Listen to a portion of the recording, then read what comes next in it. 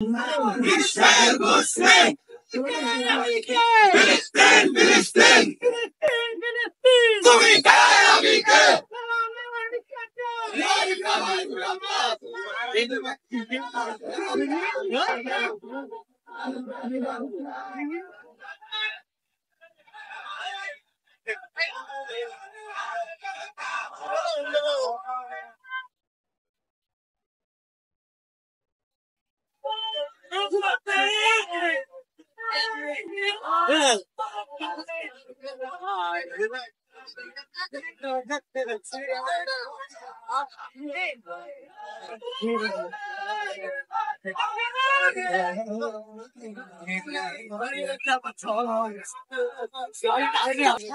আজকের long March two গাজার সমাবেশে এসে আপনার কেমন লাগছে?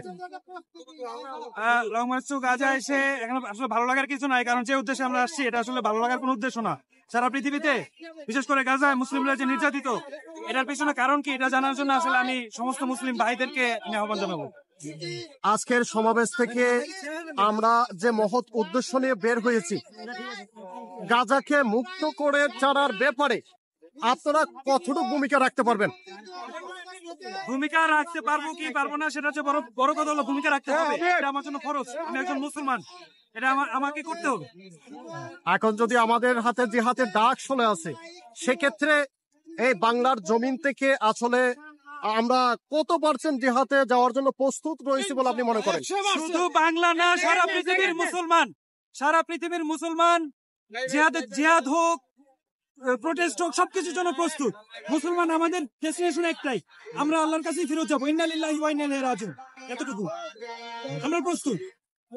আপনারা জানেন যে শুধু গাজা নয়, বাংলাদেশের কিন্তু যে বিশ্বের কিন্তু বিভিন্ন কান্ট্রিতে কিন্তু মুসলিমদের উপর যে সংখ্যালঘু যারা, তাদের উপর কিন্তু নির্যাতন, নিপীড়ন, নিষ্পেষণ, মানে যত অত্যাচারের একেবারে সর্বনিম্ন মানের যা আছে সবকিছু করা হচ্ছে।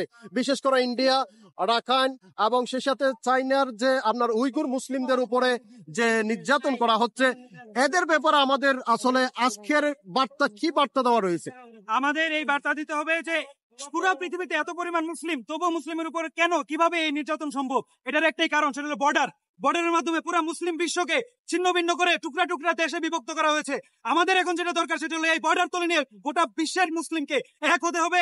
এটাই একমাত্র সমাধান, খিলাফত একমাত্র সমাধান।